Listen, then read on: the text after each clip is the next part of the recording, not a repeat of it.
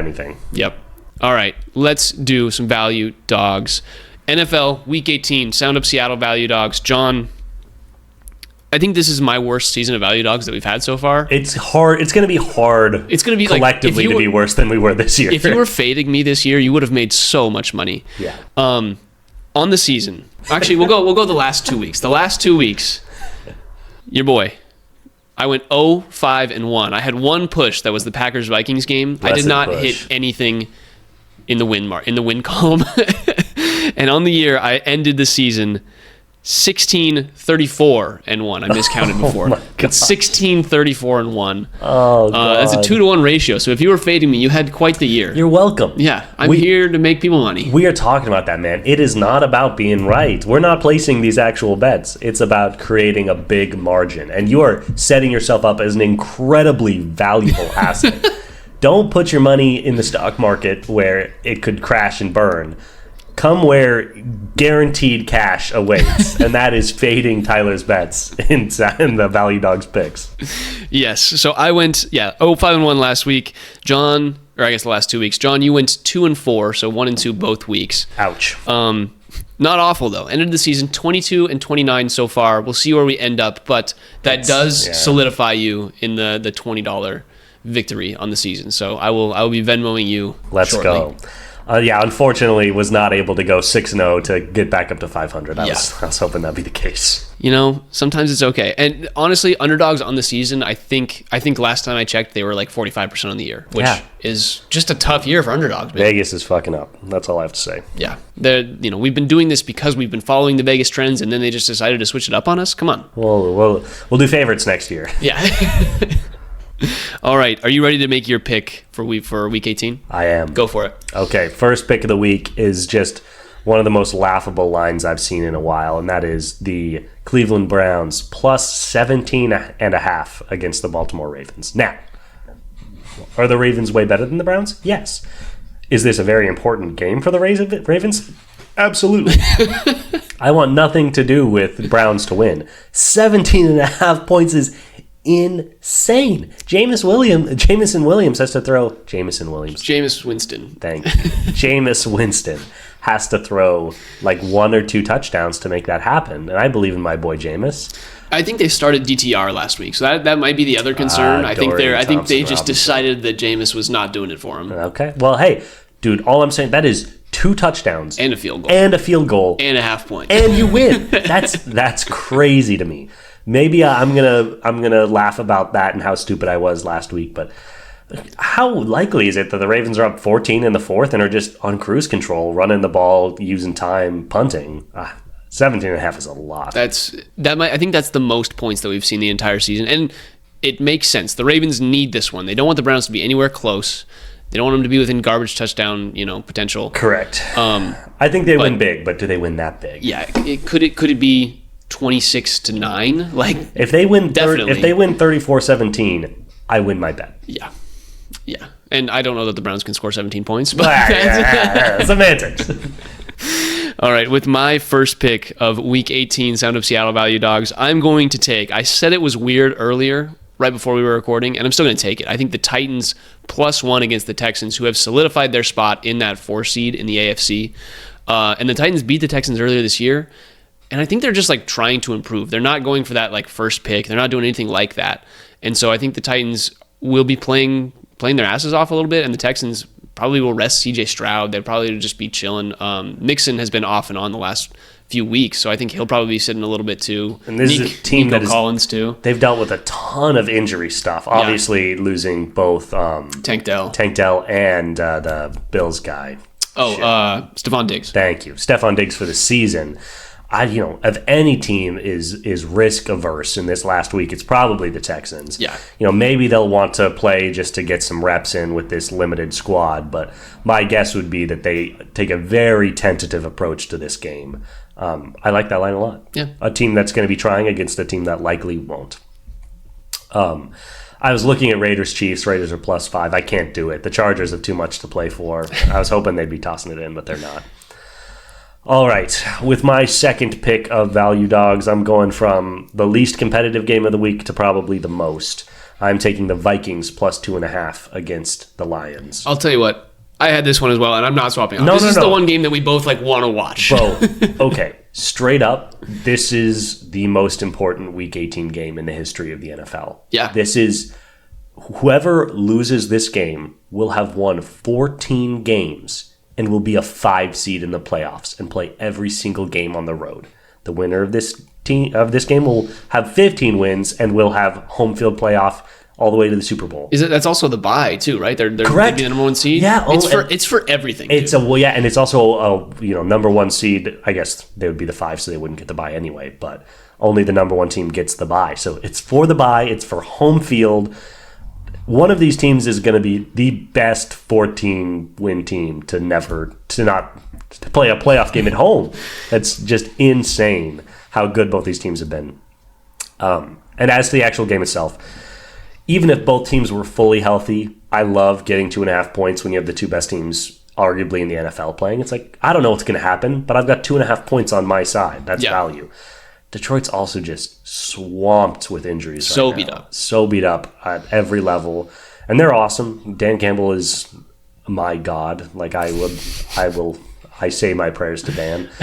But, at what point is it just too much? Their secondary has had some issues too in recent days, and obviously going up against this dynamic receiver. We just talked about it. Yeah, deal with it. Yeah, we decided that they cannot be guarded. I think last week, Jefferson had another 2-touchdown game, if I'm not mistaken. I think he has 4 touchdowns in his last 2 outings. So, he's coming back in a real way. This is going to be so much fun, man. It's going to be a great game. And my thing is, I feel like every week, or at every end of the year, I have this take in the NFL, and if you've been following the podcast for long enough, you know what I'm about to say.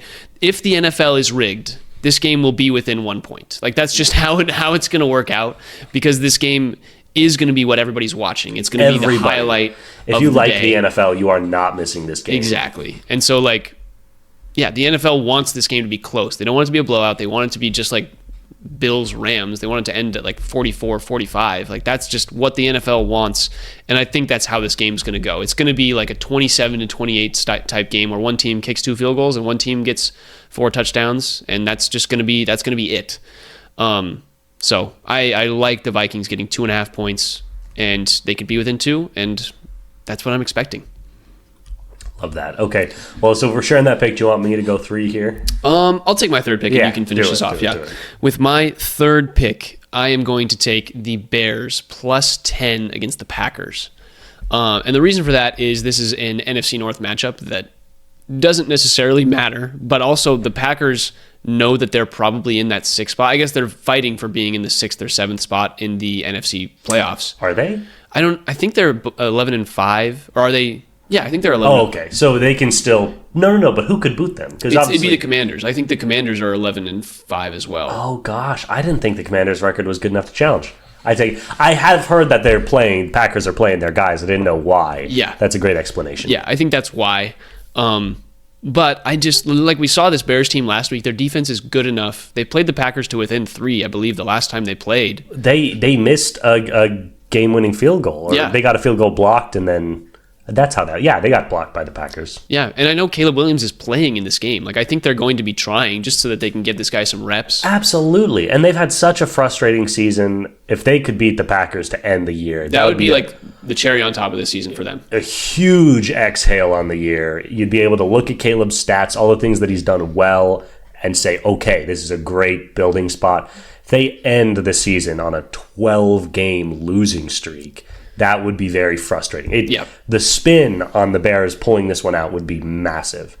Now, are they going to do that? I don't know. But to your point, 10 points. 10 points is a lot. For a team that, these two played each other to a standstill last time. Yeah. So I really like that pick. I'm going to let you have it just because I want to be a little more creative with mine. And you want to fade me, as everyone does. Yeah, you've touched it. Now it looks like poison to me. With my last pick, I am looking to break a tie with a team that I've had mixed feelings on all year, and that is the Carolina Panthers. They're plus 8 against the Atlanta Falcons. I've picked the Panthers 4 times so far this year, and I'm 2-2 in those games, and I need to decide, is this a team that I like as an underdog in some of these games, or should I stay away from them next year? They are +8. That's a lot of points. Falcons will play hard. They still have a 12% chance of the playoffs, so they're going to, make some moves. But, the Panthers, love playing spoiler. Great opportunity for them. The Bryce Young revival tour is in full effect. They're playing hard right now, and they should play hard. They're trying to build on something for next year. An opportunity to play spoiler +8, going up against Michael Penix, who has 1 full start under his belt, 2 full starts under his belt. 2, I believe. And has thrown 1 total touchdown in his career. Nobody loves Michael Penix more than me, but he's still a very fresh rookie quarterback. Bryce is a little more reps. 8 points seems like a lot to me. Yeah, I agree with you. I think the one thing that concerns me about that is the Falcons want to put the Panthers away. Like the Panthers, I don't know their record off the top of my head, but they're somewhere around the 4-win mark on the season at the moment, and I don't think that they're vying for that 5th win. And they want Bryce to play, they want him to get the run, but they're not trying to win this game in the way that the Falcons are. In the end, 8 points does cover the touchdown and a point. Like you have enough to where you can do a garbage time touchdown for the Panthers, all that good stuff. The question for me is, the Falcons, depending on when this game happens, they might just be trying to throw their foot on the gas. And the Panthers offensively, their weapons just, this is the problem with the Panthers right now. Their weapons are just not that great. They've got Adam Thielen, 37-year-old Adam Thielen or whatever, however old he is. Still so dependable. It's amazing. These wide receivers, man, it's like Jordy Nelson. Yeah. 40 years old, catching bombs. Just crazy. But, I get it, but their running game's been good. Chuba Hubbard's had an awesome year on the ground. And you said the line, and I was like, I actually like that. Of all these picks, that's probably one of the ones that I would have taken, but I'm just telling you the concerns so that you're aware that Michael Penix is going to throw for 4 touchdowns. And loud and clear. Bijan's probably going to chew him up on the ground. One underrated thing about this Panthers team, I'm putting it out in the ether. You can guess why I would bring this up, but part of the reason they've had a big resurgence is they have really invested in their offensive line over the last couple of years. Yeah.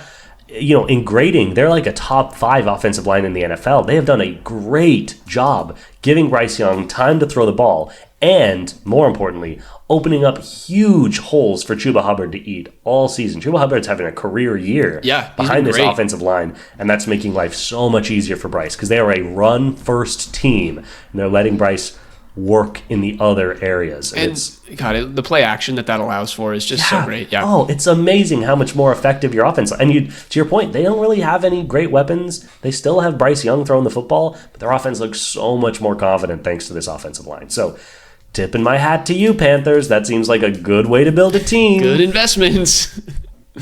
So I like that. There it is. Those are our picks. Week 18 NFL value dogs. Some big lines, too. We're rooting for close games. That's all we need. Yes. Costco, next year. We'll wait on you for next year, Costco. Hit us up with that Just give us a free membership, man. I'm tired of this. I'm tired of paying these membership fees. I'm already in. Maybe just free hot dogs when we come. That's really $1.50 every trip. Free hot dogs. Come on. The amount of money that you have made from us talking about value dogs is crazy. Bro, I would eat so many hot dogs at Costco. They gave me free hot dogs. I'd be driving up to Shoreline every day.